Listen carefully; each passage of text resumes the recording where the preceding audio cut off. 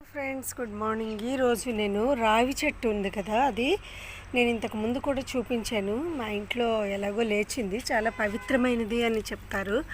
అందుకని నేను అలా ఉంచేసాను. దాన్ని నేనేం చేశానంటే బోన్సాయిలా చేద్దామని చిన్న కుండీలోని తీసి పెట్టాను. ఆల్రెడీ చూడండి దాని వేళ్ళు ఎంతెంత పెద్ద పెద్దవి వచ్చి బాగా బలంగా ఉంది.